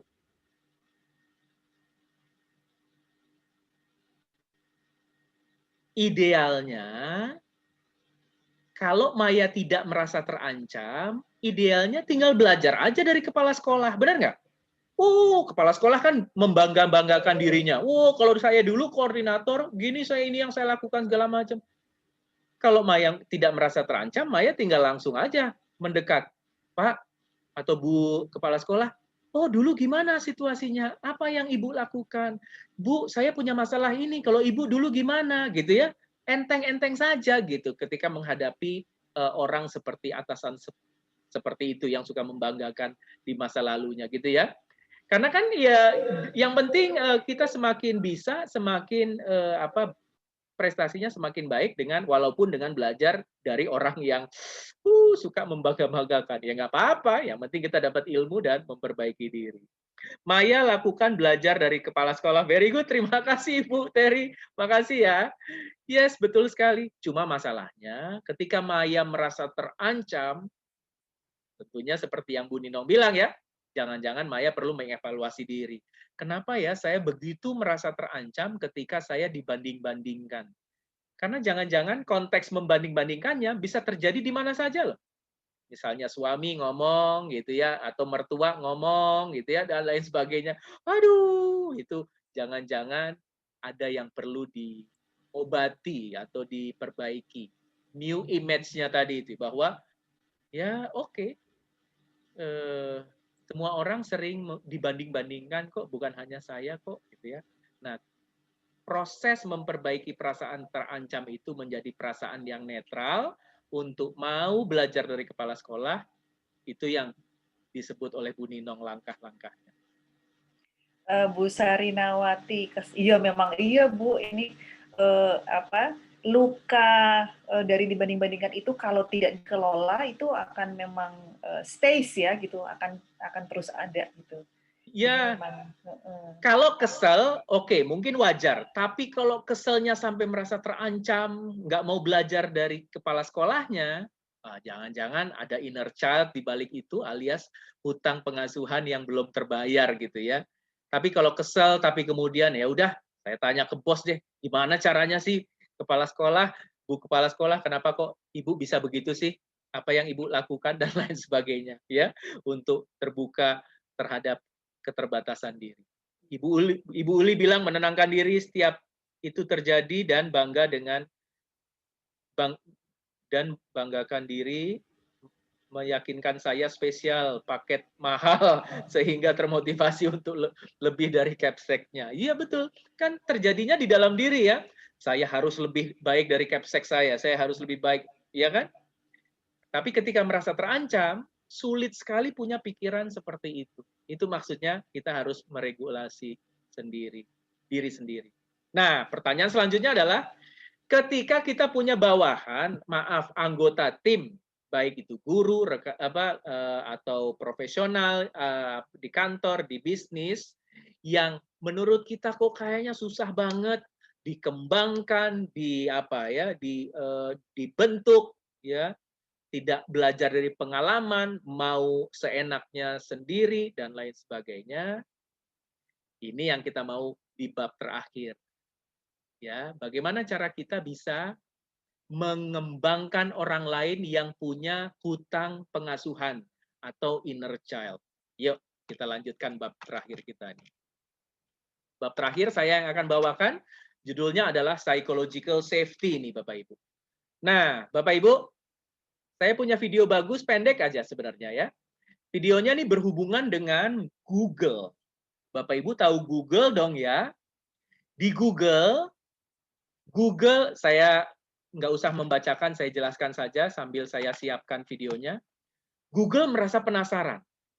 Ya, Google sebagai kantor ya, kantor Google, dia bilang ada tim di Google yang sangat bagus, ada tim di Google yang sangat jelek performance-nya. Jadi Google tuh banyak project gitu ya. Nah, sekarang si Google memanggil konsultan, namanya Pak Charles Duhigg, ya Pak Charles Duhigg.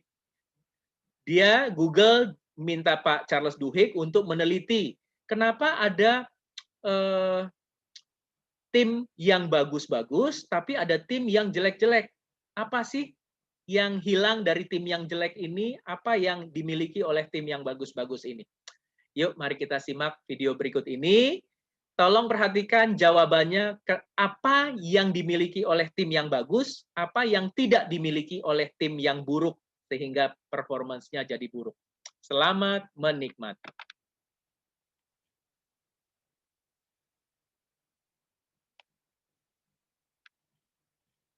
Oh, sebentar. Tadi saya udah siapin videonya, di mana videonya? Oh, ini dia. Oke, teman-teman semua, mari kita simak video berikut ini. Sudah ada teks bahasa Indonesianya, silahkan disimak. Selamat menikmati. Oh, tahan dulu, saya lupa. Gambar kelihatan? Kelihatan. Oke. Suaranya ya, kita cek ya. One of the biggest Yeah. questions is how Udah, to Dengeran ya? And in fact, Ulang ya. one of the biggest questions is how to build the perfect team. And about 4 years ago, Google invited me to come spend some time with Sebentar. Kok ini ya, hang ya? One of the biggest questions is how to build the perfect team.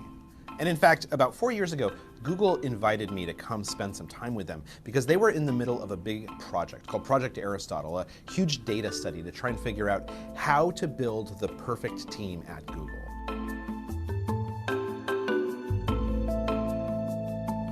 Initially, their hypothesis was that the best team Sepertinya kepotong-potong ya, betul ya? Gambarnya ya, gambarnya sama. Gambarnya ya. Terjemahannya kepotong-potong. Oke, teman-teman semua, Bapak Ibu, mohon videonya dimatikan dulu. Semua video dimatikan ya. Saya dan Bu Ninong juga mematikan videonya. Kadang-kadang kalau videonya nyala. Ya, terima kasih Bu Teri. Coba ya, kita coba. One of the biggest questions is how to build the perfect team. And in fact, about 4 years ago, Google invited me to come spend some time with them because they were in the middle of a big project called Project Aristotle, a huge data study to try and figure out how to build the perfect team at Google.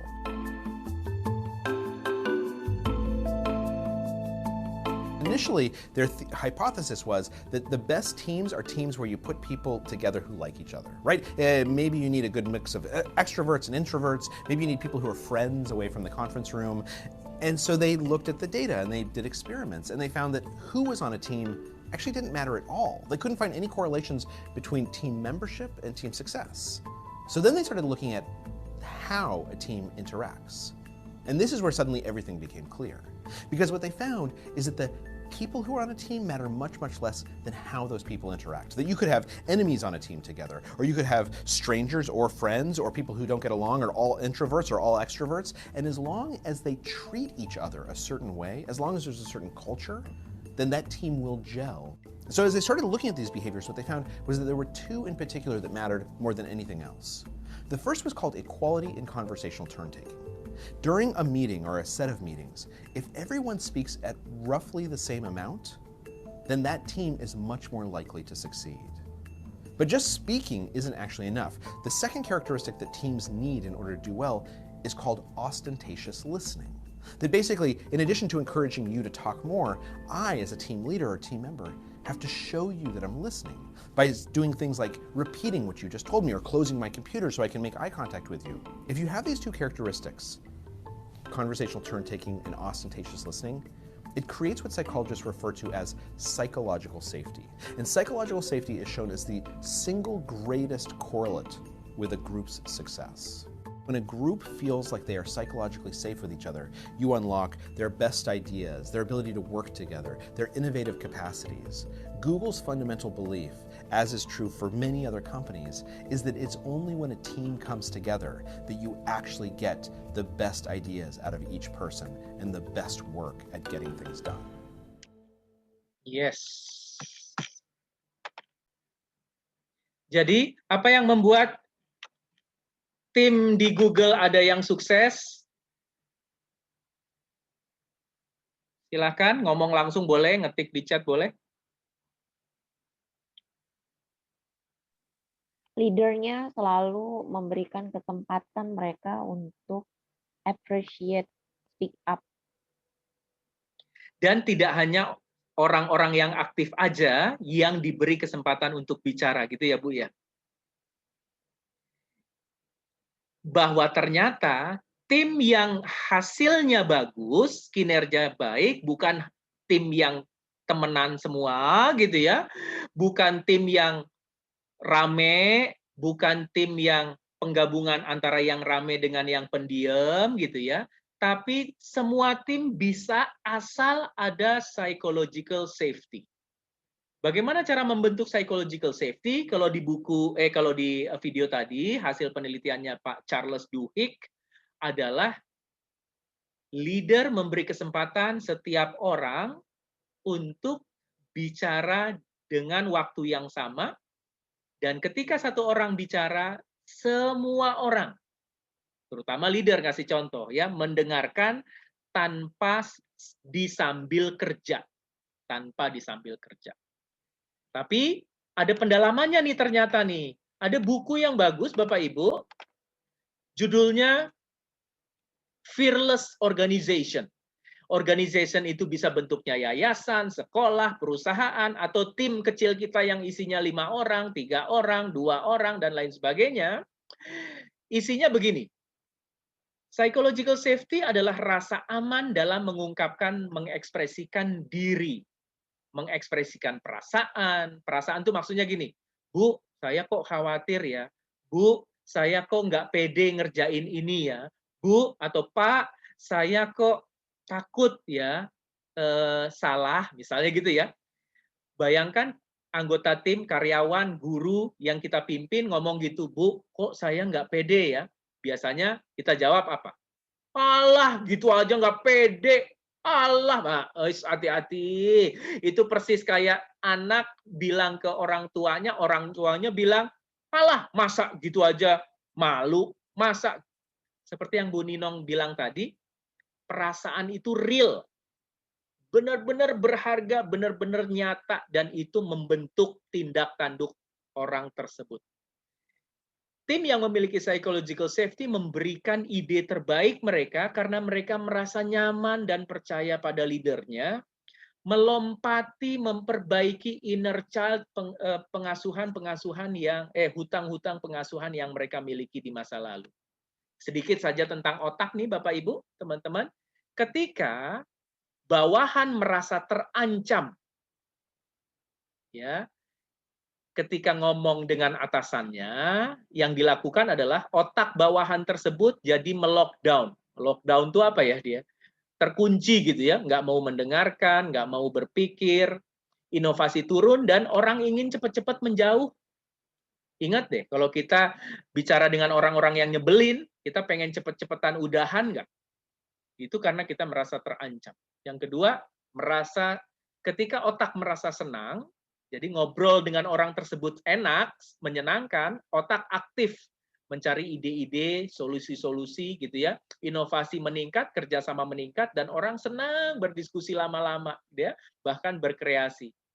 Ancaman bisa datang dari bahasa tubuh, sindiran leader, ancaman, awas ya, kalau besok nggak selesai awas, ya, atau bentakan, ya, suara-suara tinggi, direndahkan, dipermalukan di depan tim, ya, diperlakukan tidak adil, itu yang membuat psychological safety jadi rusak, ya, gara-gara perilaku-perilaku ini. Nah, terakhir Bapak Ibu, psychological safety buat cara membangunnya di tim Anda bisa mengikuti langkah-langkah ini. Dan Bapak Ibu bisa isi ini ya nanti ya, kalau mau di print silahkan ya. Apakah Anda sebagai pemimpin merasa aman meminta maaf kepada tim ketika melakukan kekeliruan yang besar atau kecil? Misalnya contoh, kita sebagai leader bilang, oke, rapat besok jam 8 ya. Kita datangnya jam 8:30. Begitu kita datang, udah, kayak nggak ada kesalahan apa-apa. Kita lewat aja. Kenapa nggak minta maaf? Malu. Ngapain bos minta maaf? Gitu ya. Itu merusak psychological safety. Karena apapun yang dilakukan leader jadi standar perilaku di tim. Tuh, capseknya aja telat, nggak minta maaf. Nah, jangan sampai tuh Bapak Ibu ciptakan rasa aman secara psikologis atau psychological safety dengan ketika kita berbuat salah, maaf saya nggak ngerti, bilang aja gitu ya, maaf saya terlambat, maaf saya belum paham dengan penjelasan ibu atau bapak, gitu nggak apa-apa, enteng-enteng aja. Karena ketika kita minta maaf, kita bertanya, besoknya kita jadi lebih baik dibanding pura-pura tahu atau sok tahu. Yang kedua, ya, Anda sebagai pemimpin merasa aman untuk bertanya mengenai apapun yang Anda tidak tahu. Saya nggak ngerti ini, boleh nggak dijelasin? Itu enteng-enteng aja. Anggota tim Anda, nah, Bapak Ibu sebagai pemimpin mendorong anggota tim Anda mengakui keterbatasannya dan tanpa rasa takut untuk dimarahin. Pak, saya nggak bisa bahasa Inggris, Pak. Bahasa Inggris saya jelek, Pak. Itu tanda dia percaya pada kita kalau dia ngomong begitu. Kalau kita jawabnya dengan menyerang, mengancam, menertawakan, dia nggak akan percaya pada kita lagi. Bangkit tuh yang di usia 0 sampai 1,5 tahun ya, trust atau mistrust. Dia nggak percaya atau mistrust. Yang kelima, anggota tim menyampaikan perasaannya, Yang keempat, anggota tim menyampaikan pendapat yang berbeda dari Anda sebagai leadernya tanpa merasa terancam. Yang kelima, anggota tim Anda menyampaikan perasaannya baik secara langsung pribadi maupun di rapat. Pak, kok kayaknya nggak enak banget tugas tahun ini ya Pak ya? Ya nggak apa-apa, itu tandanya mereka percaya. Tinggal cara kita meresponnya supaya mereka terus belajar. Misalnya ya, aduh Pak, kok berat banget ya pelajaran tahun ini. Leader yang baik tinggal jawab, iya ya, betul sama. Tapi kita kan harus tetap mengerjakannya. Gimana ya caranya supaya kita sama-sama bisa saling membantu? Nah, itu jadi pertanyaan perkembangan yang lebih positif. Dan yang keenam, Bapak Ibu perlu bikin aturan tidak ada yang mentertawakan orang, terutama di rapat ketika dia mengekspresikan kekhawatirannya, ketidakmampuannya, ya, pendapat dan kepentingannya. Maksudnya kepentingan, maaf Bapak, saya nggak bisa pulang jam segini karena misalnya apa, gitu ya. Paling tidak hargailah apa yang mereka ucapkan. Makanya Bapak Ibu bisa mengevaluasi nih, ketika Anda sebagai pemimpin, Anda melakukan ini enggak?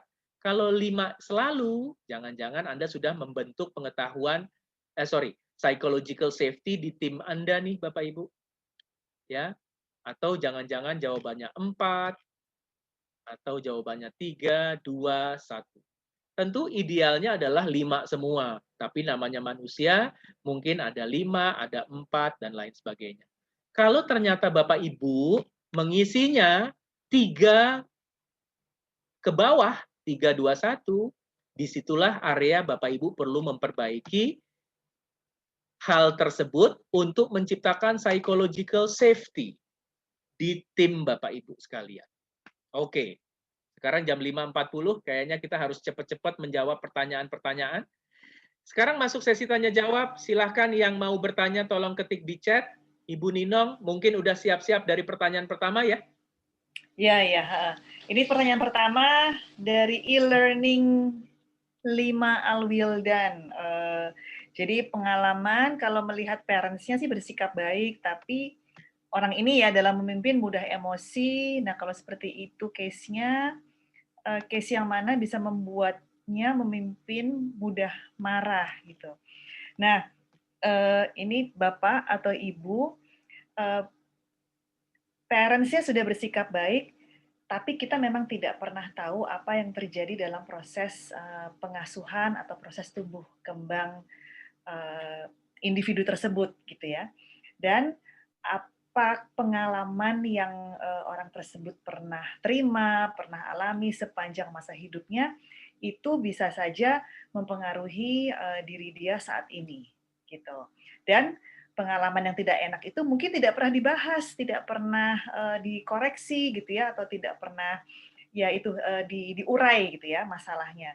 Jadi marah tersebut ya sesuatu ekspresi yang merefleksikan dia tidak puas dengan apa yang terjadi sebelumnya gitu. Itu Bapak atau Ibu ini dari e-learning 5 Alwildan. Lalu Ibu Fidelia Wardani, pada fase yang lalu bila mengalami fiksasi, apakah dapat dipenuhi pada fase saat ini? Oke, Berarti kan ada yang merasa kurang ya gitu dari fase fiksasi ketika masih kecil dulu gitu. Sebetulnya apakah bisa dipenuhi atau tidak? Yang seperti saya bilang, manusia itu sifatnya otaknya kan sangat fleksibel ya. Proses berpikir kita itu berkembang, dan kalau kita terbuka untuk belajar terus, tentunya kita akan menemukan cara untuk memenuhi hutang pengasuhan atau apa yang masih kurang dari masa lalu. Jadi dari step-step yang saya jelaskan sebelumnya gitu ya, mengenai pengakuan tentang apa yang terjadi di masa lalu, perasaan apa yang muncul, mungkin kekecewaan karena ada yang belum terpenuhi, lalu kita terima dan maafkan masa lalu tersebut, dan apa nih yang bisa kita lakukan sekarang untuk membayar hutang yang belum terpenuhi di masa fiksasi tersebut itu. Gitu ya, Ibu Fidelia. Lalu tadi ada pertanyaan, Bu Ninong, Pak Rino, bagaimana cara membedakan luka pengasuhan dengan watak, atau luka pengasuhan itu membentuk watak? Oke, watak manusia itu, sifat, karakter, itu adalah hasil kombinasi dari faktor biologi dan faktor lingkungan. Lingkungan di sini yang saya maksud termasuk juga interaksi orang tersebut dengan orang tuanya, model pengasuhan apa yang dia terima, itu semua membentuk watak atau sifat orang tersebut. Luka pengasuhan bisa juga menjadi salah satu faktor yang membentuk watak orang tersebut. Oke, tapi itu tadi tidak ada yang fix. Kalau kita punya luka pengasuhan di masa lalu kita punya watak ini juga bukan harga mati. Dia sesuatu yang dinamis. Sekali lagi kembali ke kesadaran orang tersebut, kemauan orang tersebut. Apa nih yang bisa kita lakukan kalau kita punya luka luka batin dari pengasuhan di masa lalu? Itu bisa dikoreksi, bisa diperbaiki, asalkan ada kemauan dari orang tersebut. Oke,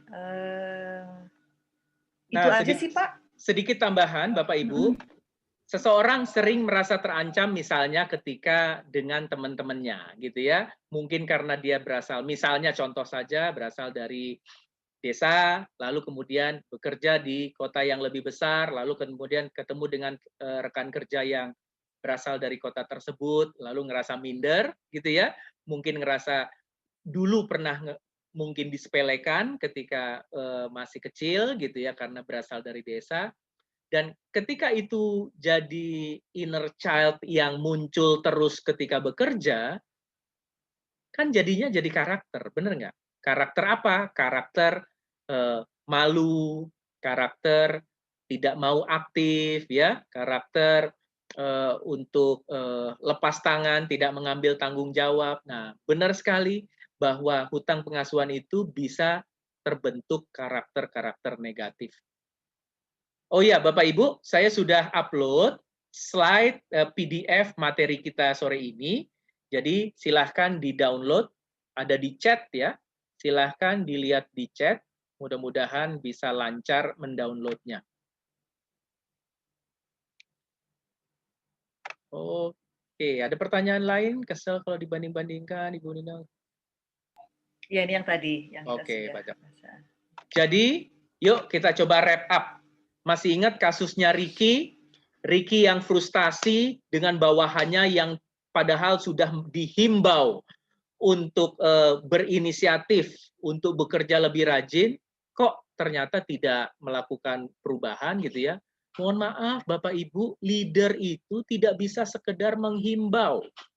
Apalagi jika misalnya ya, orang yang Anda pimpin ini orang-orang lama yang terbiasa dengan budaya-budaya di sekolah mungkin ya, atau di yayasan, atau di kantor, di dunia bisnis kita gitu ya, yang gaya kepemimpinan leader yang sebelum kita, itu leader yang kebiasaannya misalnya santai, atau mengancam, dan lain sebagainya. Karena orang berpikir, jangan-jangan leader saya yang sekarang, maksudnya Ibu dan Bapak, mirip dengan leader yang dulu yang mengancam, menyepelekan, santai, dan lain sebagainya. Oleh karena itu, penting sekali untuk membangun psychological safety. Bikin aturan ketika rapat. Boleh curhat. Kalau ada yang nggak enak, ngomong. Boleh ngomong langsung atau ngomong di rapat. Misalnya gitu ya. Ketika ada yang menertawakan pendapat atau keterbukaan orang lain, nah, itu dapat hukuman misalnya gitu ya, atau ditegur dan lain sebagainya. Jadi 4 parenting terms atau istilah parenting yang kita bahas, hutang pengasuhan, bahwa setiap kita, termasuk saya dan Bu Nino, punya hutang pengasuhan, mungkin karena kesibukan orang tua kita, mungkin karena ketidaktahuan zaman dulu gitu ya, tapi bukan karena niat buruk gitu ya. Yang jelas yang kedua, bisa hutang pengasuhan itu menjadi penjara inner child yang membatasi kita untuk maju. Yang ketiga, bagaimana cara kita merubah situasi? Kita dulu sebagai leader yang meregulasi atau mengatur diri kita sendiri. Tipsnya tadi ada dibahas oleh Bu Nino, terutama menyadari perasaan dan kejadian yang membuat kita belajar hal-hal negatif itu. Dan yang keempat, mulai membangun psychological safety, membuat orang merasa nyaman ketika curhat, walaupun ya curhatnya nggak enak gitu ya. Pak, kok Bapak ngomongnya gitu amat ketika rapat? Kita dia bilang begitu gitu ya. Berarti tandanya dia sudah percaya, sudah nyaman dengan kita gitu. Tinggal bagaimana kita merespon supaya orang bisa lebih percaya, terbuka. Ujung-ujungnya ajak, yuk kita perbaiki bareng-bareng. Yuk kita lakukan adaptasi, gimana caranya supaya dalam kondisi COVID-19 ini kita sama-sama berkembang. Arahnya selalu ke arah situ, Bapak Ibu. Leader ketika mendengar curhatan orang, curhatan anggota tim, atau keterbatasan, ketidakmauan anggota tim, balik-balikinnya ke gimana caranya supaya lebih baik. Gimana caranya supaya lebih berkembang, lebih mudah, apa yang saya bisa bantu buat Anda, jadi bisa mudah berkembang. Bu Ninong, apakah ada final statement atau closing statement? Ini Pak, saya mau menjawab sebentar ini dari Bu Yanti Sumiati, sama ada tulisan dari beberapa peserta, katanya materinya belum muncul. Oke. Ini Pak, ya. Nah, saya mau menjawab Ibu Yanti Sumiati. Memang anak kita suka membanding-bandingkan kita sebagai orang tua dengan orang tua yang lain ya gitu. Tapi kita nggak boleh bandingin anak kita dengan anak lain. Nah, anak kita ini proses berpikirnya tergantung usianya ya Bu ya, usia berapa. Tapi yang namanya anak-anak, mereka proses berpikirnya kan memang belum panjang, belum mendalam gitu. Apa yang dia lihat secara kasat mata, itu yang dia lihat, dan langsung dia bandingkan. Kok si Anu boleh pakai handphone sampai jam 4, tapi kok aku nggak boleh sih, Ma? Gitu. Wah, orang tua itu lebih baik. Nah, itu memang biasa terjadi tuh, Bapak Ibu, gitu ya. Karena memang anak-anak proses berpikirnya itu tadi, gitu. Mereka spontan, gitu. Mereka melihat secara kasat mata, secara langsung, orang tua A, orang tua B, ini enak, ini nggak enak, gitu. Tapi mereka kan belum paham, belum mengerti bahwa membandingkan itu sesuatu yang abstrak dan tidak enak ya gitu. Nah, kita yang sebagai orang dewasa, kita sudah lebih paham akibat dari membandingkan. Nah, kalau anak-anak yang dibandingkan, mereka tidak punya cara untuk mendefense dirinya, untuk mencari jalan keluarnya. Karena ketika anak dibandingkan, ketika dia mendengar bahwa kamu lebih malas dibanding kakak kamu misalnya gitu ya, dia tidak punya alternatif berpikir, enggak kok, atau ini, dia tidak punya cara untuk melihat ke dirinya, untuk mengevaluasi dirinya. Karena yang namanya anak kan masih perlu bimbingan ya, Bapak Ibu gitu. Sedangkan ketika anak membandingkan diri kita dengan orang tua yang lain, ya memang itu cara mereka protes. Cara mereka protes mungkin dengan aturan kita gitu, dengan aturan di rumah gitu. Dan anak di situ perlu diberi pemahaman bahwa alasan kita misalnya membuat aturan ini atau di rumah kita ini ada aturan karena ABC. Jadi anak perlu paham alasannya kenapa ada disiplin, ada aturan, dan aturan kita berbeda dengan orang tua yang lain. Gitu, Ibu Yanti, itu penjelasan saya gitu ya. Jadi yang jelas memang proses berpikir anak kan belum sedalam dan belum sepanjang kita sebagai orang dewasa ya gitu. Jadi anak perlu dijelaskan alasannya atau dicari tahu dulu apa sih yang membuat dia mungkin protes dan akhirnya membanding-bandingkan diri kita dengan orang tua lain. Nah, dalam mengajarkan itu jangan lupa juga menggunakan psychological safety, jangan membentak anak, jangan ya mencubit gitu ya, sehingga anak bisa berkomunikasi, mengungkapkan pendapatnya, perasaannya, dan kita juga bisa menerima, mengakomodir, tapi juga tetap kita tegas dengan alasan-alasan kenapa kita melarang tersebut gitu ya. Di anak usia 7 tahun lebih, 7 tahun ke atas, biasanya lebih mudah untuk dijelaskan secara logika. Mudah-mudahan itu menjawab. Bapak Ibu, jika ada masalah dengan materi yang belum terdeteksi, mohon WhatsApp saya. Bapak Ibu sudah bisa melihat WhatsApp saya kah di chat? Silahkan disimpan, lalu kemudian kirim, minta PDF-nya ini gitu. Segera saya akan kirimkan. Oke. Kalau tidak ada pertanyaan, kalau begitu silahkan Bu Nino closing statement. Oke. Jadi kita sebagai manusia dewasa, kita memang membawa memori atau membawa jejak-jejak dari pengalaman masa lalu. Tapi itu bisa dikelola, itu bukan harga mati. Kalaupun kita tahu, sadar bahwa ada hal yang perlu kita koreksi, ada caranya, ada langkah-langkahnya. Jadi mari kita terbuka dengan diri kita pertama, kemudian terbuka dengan cara untuk mengkoreksi hal-hal tersebut. Oke, itu saja Pak Rino. Kalau dari saya, mau tidak mau kita berhadapan dengan orang dewasa yang punya muatan anak-anak di zaman dulu gitu ya. Jangan-jangan semua hal yang mereka lakukan yang tidak sesuai dengan keinginan kita sebagai leadernya berasal dari masa lalu. Kita bukan orang tua mereka, tapi paling tidak kita perlu membangun rasa aman secara psikologis untuk mereka terbuka, termasuk buat kita juga mengkomunikasikan secara baik apa yang kita ingin mereka lakukan, kita ingin mereka capai dan berhasil. Itu aja dari kami, saya Rino. Saya Ninong, terima kasih banyak teman-teman atas kehadirannya sore ini.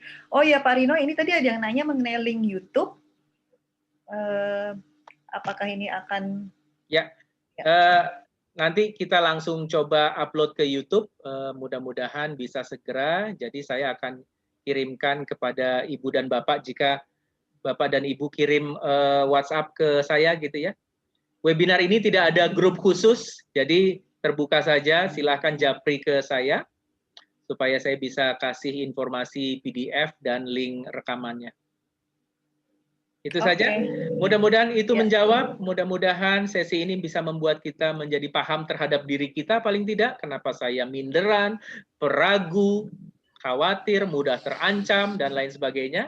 Tapi juga membuat kita jadi pemimpin yang baik, baik pemimpin di tempat kerja maupun di rumah. Itu saja dari saya. Dan Bu Nino, terima kasih ya. Selamat sore Ibu dan Bapak. Selamat sore Bu Nino, Pak Rifo. Terima kasih banyak. Semoga bermanfaat dan jadi amal jariah. Amin. Terima kasih. Terima kasih. Assalamualaikum warahmatullahi wabarakatuh. Selamat istirahat. Selamat istirahat. Terima kasih. Bu Marcella, makasih ya. Makasih Bu Marcella. Ya. Ibu Wartini, makasih Ibu juga. Teringani. Makasih Pak Rino. Ya, Bu Wartini, Bu Florentina, makasih ya. Ya, Makasih Pak Rino. Ibu Amelia. Bu Amelia, makasih. Ibu Teringani. Ya, terima kasih Pak. Ibu Andri, terima kasih. Bu Rizky. Ibu Yanti, terima kasih banyak. Ilmunya, Ibu, Bapak. Terima kasih. Makasih Bu Siti, Wartini. Ibu Hafre, Lutfia, makasih. Ibu Florentina. Ibu Terry, makasih banyak Ibu Terry. Ya, Makasih, Pak. Bu. Makasih sama, Pak. Makasih ya. Nanti saya kirim ya link Ya, sama Pak. PDF-nya ya. Ya, Makasih makasih, Bu Pak. Hafre, Lutfia. Ya, hati-hati. Terima kasih. Yang di dalam perjalanan tadi tuh katanya ya, hati-hati di jalan. Saya izin live and meeting ya. Terima kasih.